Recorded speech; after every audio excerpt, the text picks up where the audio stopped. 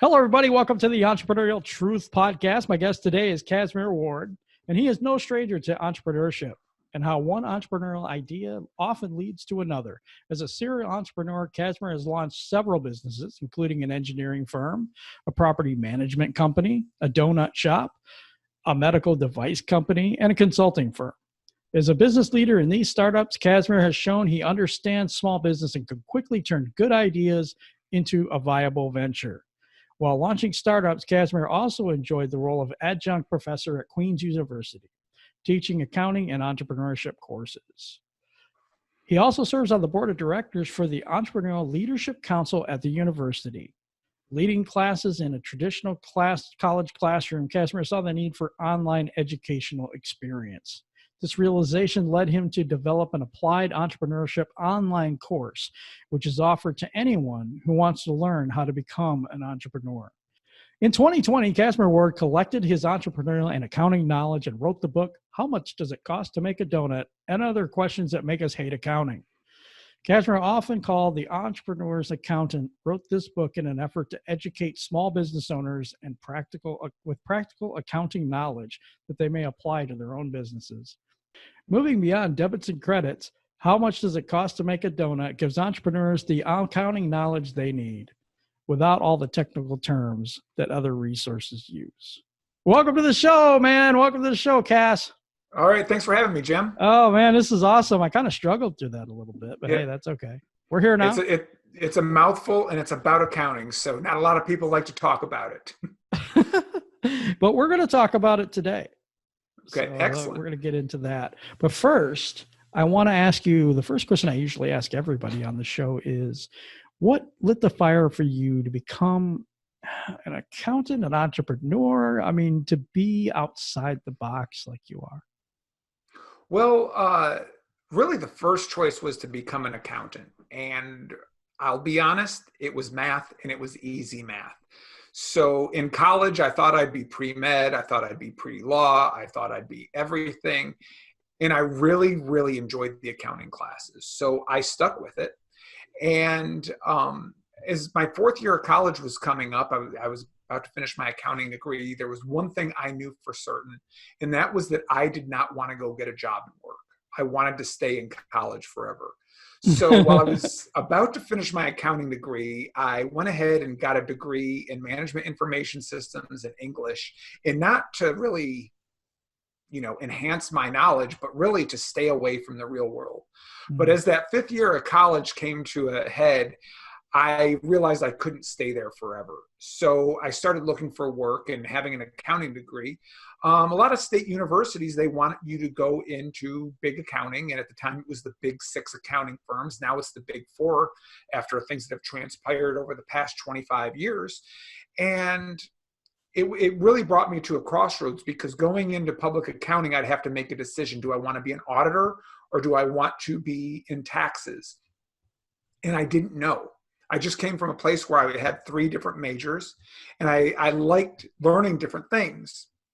So at the time, the local bank here in Charlotte, North Carolina, they had a large corporate program that was based on management, that you got to spend 1 year in a different area of the bank and learn overall how the banking system works.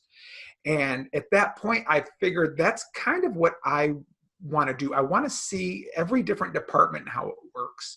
And while it was great to see how a large corporation works, the one thing that did not work in a large corporation was me. It's one of those learning experiences that there were some years that I worked till 11 at night and was busy every day. There were other days I was busy till 9:30 in the morning, but I couldn't leave. Had to stay there 5, actually maybe 6 or 7, just to make it look like I was busy. And that did not make me happy. And I couldn't figure out what the difference was between working till midnight or working till 9:30 in the morning. At that time, I was offered a position at a small engineering and construction firm. And that in and of itself is a story. I went to go work for this firm and really found myself in the position of a chief financial officer at 27. I thought, oh, wow, I'm awesome. I'm great. And I realized the firm was probably about 2 months away from going bankrupt. And I left a large corporate job. I was married at the time. I had 2 small children, and I had to make a decision on leaving that company and what I could do to bide my time. And doing that, I worked with the managers there just to figure out how to not lose money. And over the course of a year, we broke even. We grew to 1 million in revenue the next year, to 2 million, to 3, to 4. We eventually became a $25 million a year company. Wow. And it was a great experience. And at that point, it was starting to become a corporation. And again, I didn't fit in that piece. So I decided to take some time off and kind of figure out what I wanted to do next. And the day after I left, the head of engineering left and said, I don't want to be there anymore. Either start up an engineering firm and we'll just do that. Well, I'm not an engineer. I have no idea, but I knew how to set up a business, run a business, do all those pieces. And within 2 weeks, we had 3 employees. We, from there, made all of our money back. It was me, 3 engineers, and the company was profitable. So within 6 months, made our money back. It was amazing.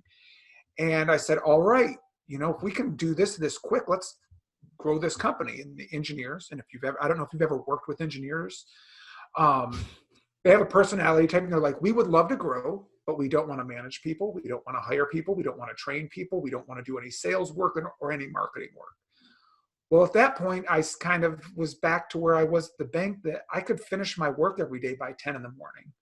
And I knew that I did not want to sit around till 5 every day. I was making a great salary by doing so, but I really didn't want that. I really wanted to be working. So that's when I started consulting as a fractional CFO for companies of similar sizes. From that led into a medical device company that I went out and raised a couple $1 million for, which led into a donut company, which led into property management. And I think I was talking to you briefly before we started today, that as an accountant, anyone that comes to me and says they want to start a business, my accounting advice is always don't. The reward is not always as great as the risk, but the risk is tremendous. And they're like, well, you do it. And I said, well, I'm also a hypocrite. I'll be honest, I have never gone into a business and felt great about it.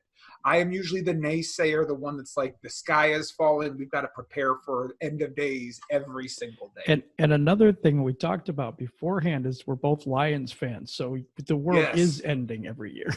Exactly. Yeah. So I'm starting in a world with very little hope as it is. Yeah, exactly. So you went on this journey and you went to, man, you've done a lot of stuff, man. A whole lot of cool things. In that time, what do you think holds you back, or what held you back from, succeeding maybe in the first place? I don't know. You seem to have done really, really well, but was there any roadblocks or anything that got in your way of success? I mean, that's kind of a weird, term. Everybody has a different version of that. But for you personally, was there anything that kind of held you back or got in your way as you went on that journey? Well, I'd like to say probably with a lot of people, it's the same thing that they never say out loud, which is self-confidence. And we're all looking for the answer. We want the answer. And really, when it comes to business, there's not many the answers. And where my self-confidence really struggled early on, especially as an accountant, is delivering financial statements and numbers. And what happened time after time again is I heard these numbers are wrong. And then I'd go back and I'd redo them all and come up with the same thing and be told that those numbers are wrong and go back. And it took me probably 10 to 20 years to realize, oh, no, the numbers aren't wrong. You just don't like the numbers. Exactly. I was thinking that when you were saying it. Yeah. And I spent so much time, and I really, from overzealous business owners and managers and corporate managers, I really thought, oh my God, how did I get a degree? I know nothing. And for a while, I got to the point where I'm like, I had to learn. The answer was, no, actually, this is what the numbers are. Do you want to talk about what's causing that? How can we take action to positively or negatively impact those numbers? See, and you kind of become the scapegoat in a way. Right. You come in and say, hey, these are the numbers. They really kind of suck. And then the guy's like, no, these are wrong because I couldn't possibly it. It's got to be your fault. Right. And honestly, you're reporting numbers to them so they can make decisions. Yes. So sometimes they say, no, this number should go there or that number should go there. And they're not right or wrong either. That's the issue. They want to fight over, who's correct and who's not. And that's not what you're fighting about. It's like, you know what? I actually want to see our payroll as a percentage of the cost of the job, not as overhead. Oh, well, that's a legitimate decision, and you can make different decisions that way. But how you organize that information isn't an accountant's decision. It's not management's decision. It's where they come together. Yes, that makes perfect sense. It does, because there's different ways that you can calculate things. You can put it under different terms, or, this budget or that thing. And it comes out, it doesn't come out different, but if you're in a bad situation, that's not going to change unless you change, the way you're doing business. But I understand what you're saying there. That's really neat. It's just hard. Maybe if you could explain that a little bit deeper to some of the people here, because I think that's an interesting point of, like, as a business owner, you need to know your numbers, and you need to rely on the people that you're employing or partnering with to trust them to be able to give you accurate numbers. Did you find during those times, especially with the big corporations, that numbers were subjective sometimes? Well, numbers are always, math is hard to argue. 2 + 2 = 4, right? Mm-hmm. But we still sometimes don't understand what the numbers represent. And I remember talking about subjectivity. I remember at one point I was doing the budget for back in the 1990s. And everything was linked on Excel spreadsheets, and it was all variables. And what happened is that all of the numbers for my rent, for my salaries, for my office space required, for programming, computers, and all that, they were all dependent on one variable. If the variable went up, they all went up, or not inversely, but like interconnected. Interconnected, yeah. If one went up, they went up, by X%, and if they went down, they went down. And I remember looking at what that variable was, and it was called FTE. Now, nowadays everybody knows what an FTE is, but when I was younger, I said, "What is an FTE?" And they're like, "Oh, that stands for full-time equivalent." And I'm like, "But what is that full-time equivalent?" And they said, "Well, that's programmers." I'm like, "Oh, you mean employees?" And they're like, "Yeah." So what I realized really quick about the subjectivity was, it is so easy to increase or decrease FTEs. All the emotion is taken away from it. Oh, wipe out 100 FTEs. I'm making business decisions. I'm playing big shot. And when I tried to get my manager to say, "You mean we're going to fire 25 people? We're going to lay 25 people off?" She couldn't say it. She's like, no, we're going to just reduce FTEs. And when you start looking at that way, you do realize how subjective the numbers can be. So those numbers are dehumanizing people. Exactly. And it's not just, that's one negative example, but sure, we also on the same time do the same thing with marketing. Let's spend hundreds of thousands of marketing because marketing means sales dollars. Well, a lot of people waste money on marketing dollars because they haven't done the research on how it will truly bring business into the front door. Right. I get it. So you did some consulting with businesses. Do you do that still? Yeah, I spend a majority of my time as a chief financial officer for right now about 9 companies. And what's happened is when companies are anywhere from $1 million to $50 million in revenue, they want a CFO, but they really don't need somebody full time.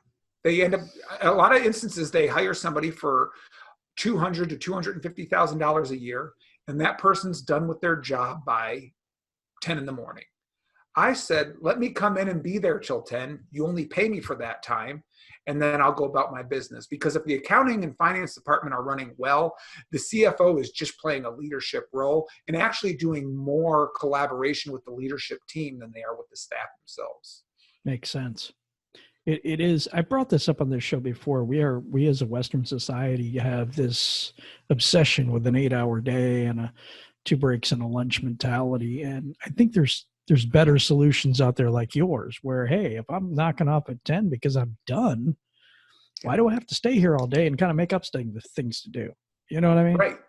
Right. And it's hard because we base so much on an hourly rate. So if I told you somebody was going to come in and clean your house for $300 for half a day on Saturday, you make that decision whether $300 or not is worth a clean house, right? Right. If it's worth it, if you found out they were only there 2 hours, you're not paying them for their time. You're paying for the clean house. Yes, you're paying for the result. Yeah. Right. And what we want to do is we want to start running everybody's business. We want to say, oh, well, it only took you half the time. It doesn't matter. $300 is what it was worth to get a clean house for myself. Mm-hmm. But people don't see that way. Right. So they see dollars and all this stuff and they're like, oh man, they only spent this much time. So they made how much an hour? That type of thing. Because not everybody, of course, people are on salaries and this, that, but the workers that work per hour are going to look at this like, wait a second. You know what I mean? That type of a mentality. We have to get away from that. I totally believe that. I think also with today's circumstances, with everything happening with COVID-19, people are working from home. There are people that can't handle it and there's too many distractions. There's other people that are now owning that time because it's their own in their own home. And we're finding those people that were stretching work out till 5 are getting it done in half a day. Yep. And number one, they might go out and play with their kids, watch TV or whatever, or they might say, no, I still like working. Let's move on to the next project. Yeah. But I think people are more productive when you put them in a situation that when you're done, you're done. Not a situation where, well, I got to go in at 9 and I have to be there till 5. Yep. So this project can take me all day if I want to, but if I can get out at noon, I'll have it done by noon. Yep. Exactly. We waste so much money in businesses by employing people hourly. Yes. And not by project or by piece. Yeah. Yeah. Or task. Yeah, exactly. Or task. Exactly. Yeah. Yep. Yeah. It's a big issue. And I've said that on the show a lot. Anyway, my next question for you is, what do you think the biggest mistake people make when they're starting a business from a financial point of view? From a financial, well, I mean, I'm going to give you the accounting point of view. Let me put it that way. Well, the generic one is when you figure out how much money you need to start your business, it always costs twice as much. And people also assume revenue happens right off the bat. Sometimes it happens in month 3, month 6, month 12. Amazon's was, they weren't profitable for 15 to 20 years. I mean, and that's the other thing is when revenue starts coming in and when revenue comes in and you're profitable. And just because you're profitable doesn't mean your business is break even or profitable.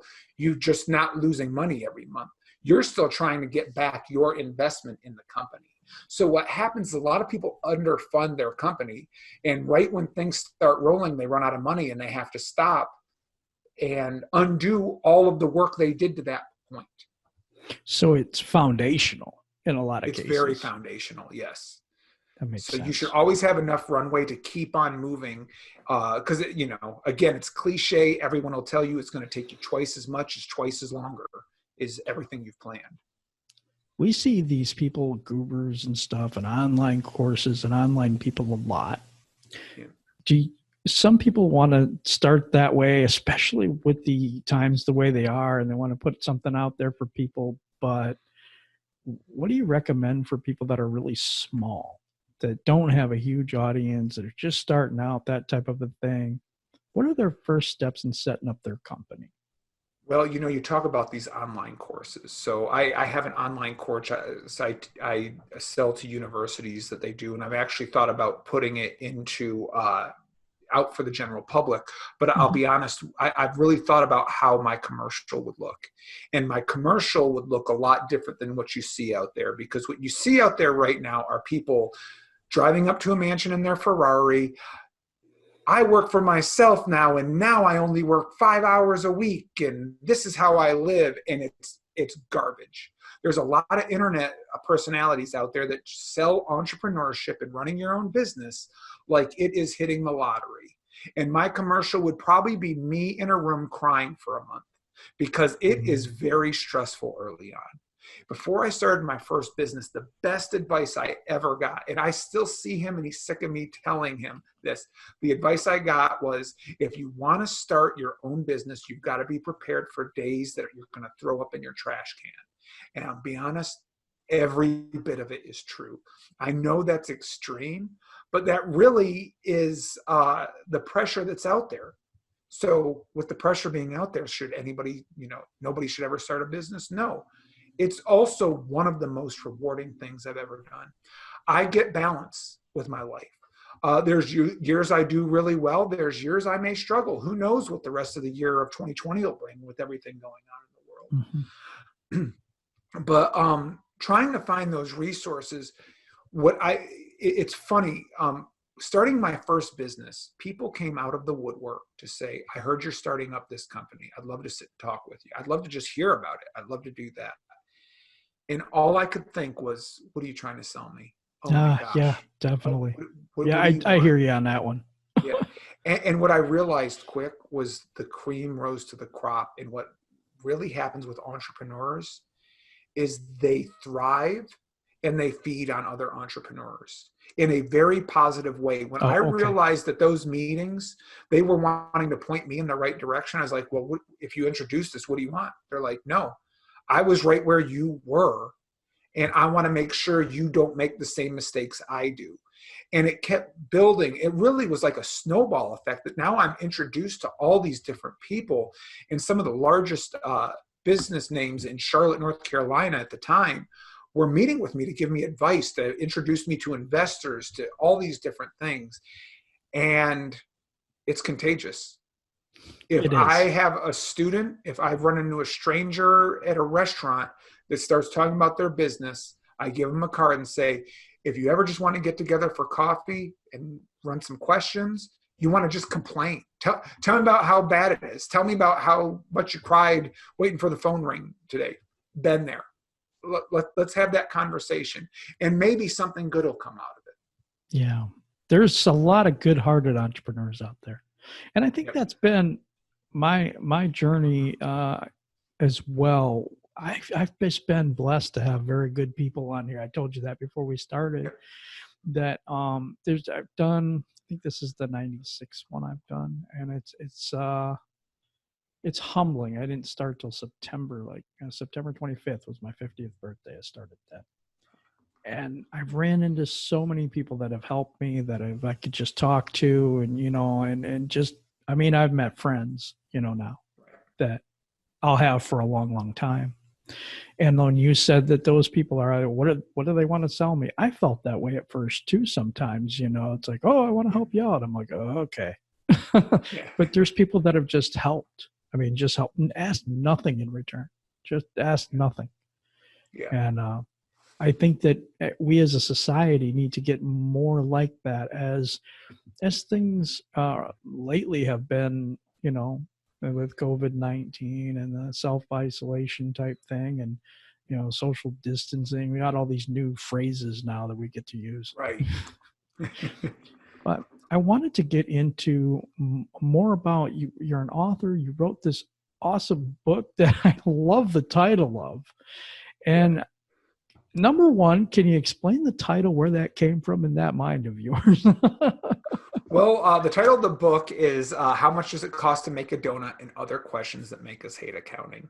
So it really was a combination of a few things. So I've been teaching managerial accounting for close to 8 years now out at Queen's University, to their master's program. And I start every semester the same way, because my first semester was really hard, and it was hard for me to accept. But my first question is, how many people in here hate accounting?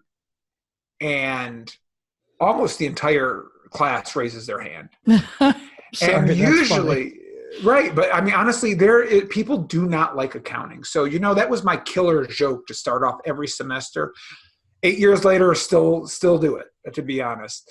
And I realized, number one, you got to teach people about accounting without having the expectations that they're going to be accountants, and really teach them questions on how they can interact with their accounting teams. That was the bigger piece. So as I started building my curriculum around that, I actually got involved with a business partner. She wanted to run her own donut company and built a financial model. We started off as a gourmet food truck, built into a shop, built into a few other shops, eventually sold the whole business. But one of the questions that we always argued over was, how much does it cost to make a donut? Do you count this? Should you count that? How much is labor? Well, I think it's that. And I brought these arguments into my classroom and applied them to the very concepts that we were covering. And really what happened was, my entire curriculum became based on how much does it cost to make a donut. And we were hitting every single accounting concept that needed to be covered. So as I started building that curriculum, I had all these entrepreneurial stories, from engineering to medical devices to shoe companies, that reinforced it. So I said, you know what, let's cover 7 accounting concepts based on a linear story of how much does it cost to make a donut, and my partner's dream to own her own donut shop, and then reinforce every one of those concepts with somewhere between 15 to 20 entrepreneurial stories across all industries.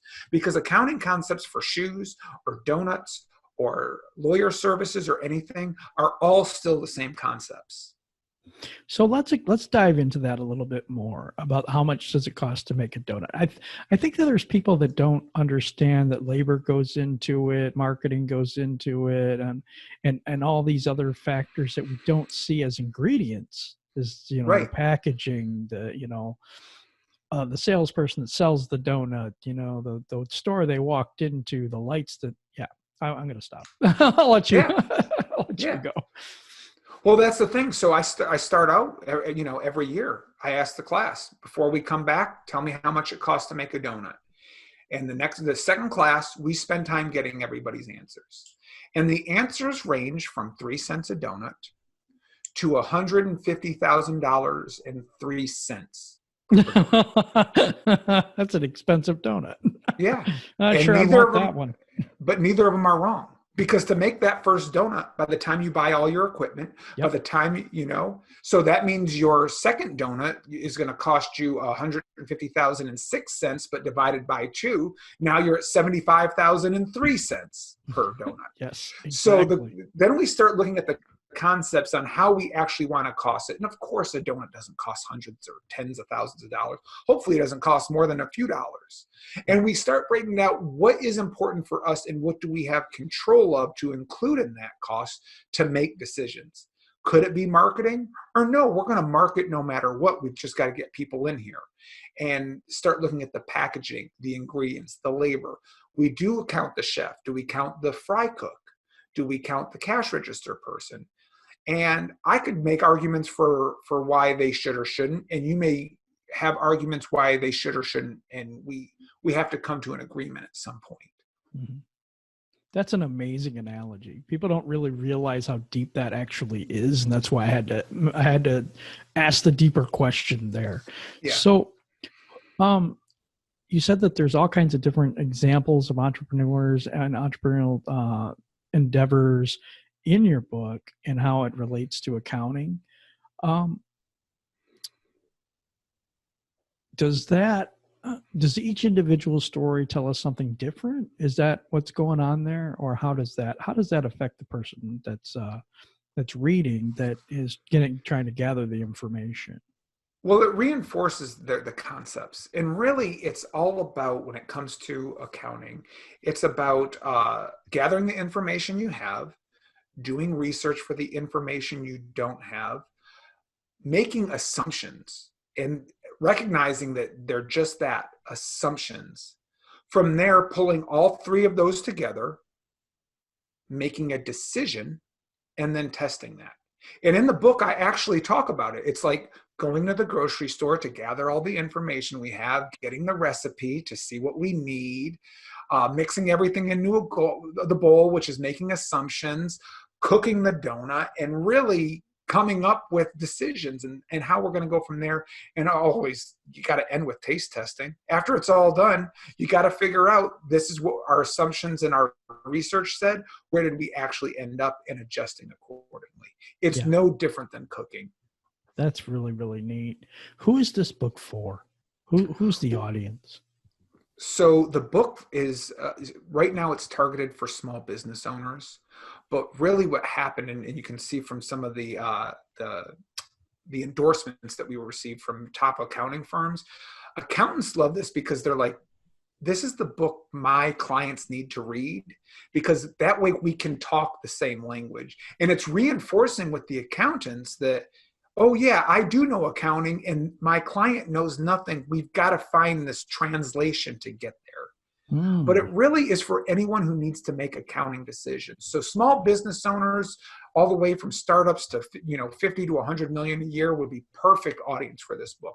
But I found other people that are managers in corporations are coming up and saying, this is really helping me in my week-to-week meetings. Now when I meet the accounting staff, I no longer am rolling my eyes when Peter comes into the office from the accounting department. I love that. I love that. I'm thinking of something, and this may not be a great reference, but anyway.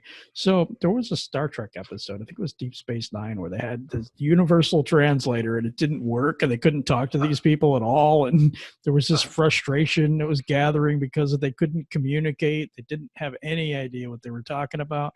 Kind of seems like the same situation between the accountant and the other people. Yeah. Is that similar, you think? It really is. And that's the other thing is, so in my every presentation class or whatever, I love to pick on engineers. They're odd people. A lot of them are socially awkward. They're my business partners. They're my best friends. I'm an accountant. I mean, to be quite honest, it doesn't get weirder than accountants, right? And think about there is a stereotype, and to be fair, it's for a reason, but there also is a mindset. It really is that you want to trust your accountant. They have that personality type because you want to know that they are all business. You don't want your accountant to have a sense of humor. You want to know that they find nothing to be a laughing matter, because it also comes into confidence in the work they're providing for you. Right. And so everybody out there doesn't know this, but we're recording this on April Fool's Day, just to let everyone know. Oh, okay. Yeah, exactly. So anything you don't like is all April Fool's. It's all jokes. No, I'm kidding. Yes. I'm kidding. Yeah. But we are. It's not a joke that way. But and I pick on engineers and I pick on accountants. Number one, because they are so much alike. If they weren't the way they were, they wouldn't be nearly as effective as they are. But it also ends up being an easy punchline. And I also realize I'm the joke. Well, you're self-aware of that, at least. Yep. So, when you were writing this book, what was the inspiration? What were you trying to do? Why were you writing this? And what was going on inside of you? I wanted to say I wrote a book. And a few years ago, I started trying to write about, some personal experiences, and, you start delving into your childhood and all that. And about 10,000 words into it, I was like, I can't do this, or I'm going to end up in a therapist's office. I cannot do this. So I stopped writing. And I talked to some people, some great experts. I talked to a guy named Danny Decker, he wrote a great marketing book called Marketing Simplified. Two of my professors from Queens, Chuck Bamford wrote The Strategy Mindset, and Will Sparks wrote Actualized Leadership. And I start talking about them, and I was like, how do you write a book? They're like, you just do it. And they all had very similar. I carved out 1 hour, 2 hours every day for so many weeks. And everybody had a different story. And I really thought, how do I want to make this work for me? And how could I write a book? And I thought, my class is a book. How much does it cost to make a donut is a book? And I figured my first book has to be the easy book. Make your first book the easiest one to write. So I said, starting on September 1st, I'm going to write 5 days a week for 2 hours for 6 weeks. At the end of 6 weeks, I have to have a book done that's somewhere around 50,000 words. Number two, I had to make the time work. And one of the biggest things that challenges me right now is I have a son in high school. He gets out at 2:30 in the afternoon, the absolute worst time. It's so disruptive in my day. I figured, you know what? I'm going to take my lunch break every day at 12:30, and I'm going to take my lunch break across the street at the Chick-fil-A or Panera Bread across from his school. And I went there every single day, 5 days a week, and wrote for 6 weeks. And I came out with the first draft of the book. Oh, that's amazing. Yep. And it just was a great experience. I mean, I could talk about writing for longer. I don't know if you want to go into that, but that's fine. It was a great experience. And it was like a workout schedule, and no different than when I go to the gym. I got nauseous every time I was driving to go write. I was like, oh my God, am I going to be able to do this? Oh gosh. 5 minutes in, just like at the gym, once it got up and running, 2 hours went by in no time. And at first it took me 2 hours to write 1,000 words. By the end, I was writing 2,000 words in 2 hours. Wow. And it was a great experience. And it was a really good way to chart everything out. Before I did write the book, I spent maybe a month just plotting a vision board. I would call it whatever you want. These are the 7 concepts I want to cover. These are the 20 stories I want to tell. This is the linear story of the donut shop, and kind of putting there. So when it was all said and done, I just would grab that and write that for the day. And the book really took a linear shape, all from just having that stuff to grab from. Did you find when you were writing it, that there were sometimes it wrote itself? There were times. There were times that that Flow. 2 hours wasn't enough. And that was another rule I had, is I could never go over, because if you went over your time, I didn't want to end up where I wrote for 6 hours and then got burned out and didn't write for 5 more days. Well, that makes sense. Yeah. It makes sense. I know writers, and I actually know quite a few. And their thing is, when they're in this flow, they don't like to stop. You know what I mean? Because there's sometimes when you get what's called writer's block. Right. And, once you're in that flow, write as much as you can, because maybe the next time you may not be able to. But the way you did it was different, because you went and pretty much mapped everything out. So every time you didn't have to reach for an idea. It was already there. Right. So that's a really good method. So it worked for me. I know I've heard other writers, they say that write fiction, that say, I want to write a story about a goblin, and he finds a magic tree branch.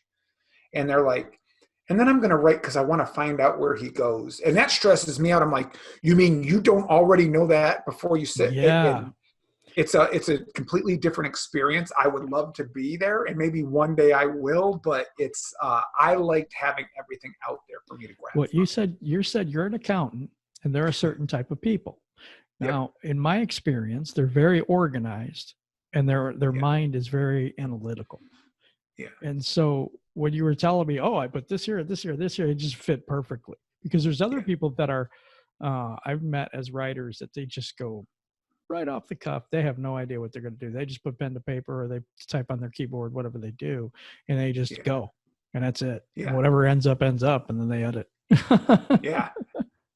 But I love the concept, because I feel that there is a communication gap. And I think that entrepreneurs really need to learn how to communicate with the people that they are either employing or partnering with, because sometimes it's a partnership situation. Yeah. But I think this is very valuable. I do. And what do you think? What do you think the most valuable lesson in the book is? It's the most, honestly, I can't drive this home, that it's okay to not know. It really, I tell this to anybody in a master's program. That's the most valuable lesson, is it's okay to not know. What is the business going to do at the end of the year? I don't know. That's the answer. Based on my assumptions, I think revenue is going to increase 10%. Therefore, we'll be at $7 million in revenue. Based on our new vendor supplies, I think those costs will be done. be down a certain percentage. Therefore, I think we'll have a greater profit margin. It's okay to not know. But I have been in many, many rooms where somebody knows, no, I know it. It's right. This is going to happen. And, it's okay. And when here's the other thing, committing to making a mistake, make the mistake. We're going to do this and it might end up being a mistake. Knowing the biggest mistake it could end up being, can we live with it at the end of the day? I have one client that I work with a lot that he actually has a portfolio of companies. And I asked him, I said, what if you just did nothing? He was like, what if you didn't return any of these calls for 3 days or whatever? Because right now, according to you, everything would crumble. So what if we just, didn't let you do that? And he's like, nothing. Like everything would go on as normal. I'm like, okay, so with everything you're going to do, is it going to drastically improve your business? No. Well, okay, let's talk about what you think needs to be done and what you know right now versus what can we focus on, long term. Yeah, because there is so much unknown, and we are living in a day and time that sports are non-existent right now. I was watching a pro wrestling show, and they're doing it in front of nobody. There's no crowds. Who could have foreseen this? This is the perfect example that we don't know. Right. We don't, and there's a lot of speculation, it's no matter how you looked at it 12 months ago, we did not know this was going to happen. Absolutely not. You couldn't have projected this at all. Right. To be quite honest, I think we were more preparing for a zombie apocalypse than we were for this. And that's just from all the TV shows we watch. Yeah, I agree with you. I mean, I think that there's, like I said, in a normal year, like 2008, we'd figure that one too. I mean, you didn't see that coming. Most people didn't. So I agree with you. You can't know everything, and it's okay not to know. It's just, I think we have to have some sort of contingency or some kind of a backup plan, even when we're in business. Do you agree with that? Yeah, there always should be. I mean, it's getting to be kind of cliche. You're hearing right now with everything happening with the pandemic that every American is expected to have 3 to 6 months in savings for a rainy day. Yet companies do not. Right. Companies should practice the same thing. And here's the other thing. I work with a few companies that do have that. And the question isn't like, let's just ride out the storm till that's all gone. Let's still make operational decisions that are in the best for the health of the business, for the employees, and to make sure that we continue to add value. There is a little bit of riding the storm out, and there are going to be some hard times, but it is continuous planning. Yes, totally agree with you there. Where can people pick up the book, and where is it available, and how do they get a hold of you? The best way to learn about my book, I also have a web series that I use in my class called Influencing Entrepreneurs. Awesome. And so really, real quick, you can find the book, the web series on CassmerWard.com. They'll get you links to Amazon, Hulu. It'll get you links to my YouTube channel. If I just may share, my web series is something that's used in the classroom as real life business cases. I want to learn more about that. Yeah, it's free to everybody. And what it is it's just a 20 to 30 minute interview series where entrepreneurs all the way from startups to CEOs of Fortune 500 companies share their stories. They share, it's hard when you look at a multimillionaire say, yeah, I lived out of my car. Yeah, I've actually had that on this show. Yeah, and students learn from those stories more than they do anything else. I agree with that. I do, because I've seen people on this show even that have went from millions in the bank to next day their assets were frozen. Didn't have anything. Exactly. Yeah. It was gone. And so you're used to a lifestyle, and then all of a sudden everything's gone. Do you have the resources within yourself to pull yourself out of that and figure it out? And that's some people don't. Some people don't have that. Some people do. Right.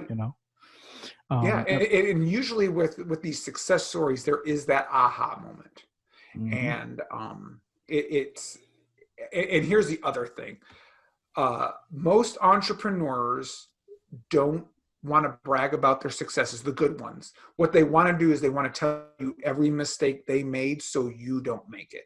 And that's, to me, that's what the textbook on entrepreneurship should be. That's invaluable information. It really is. And they can pick that up at your website as well? Yes, there'll be a link for that and everything. Okay, we're going to put that. CassmerWard.com. Yep.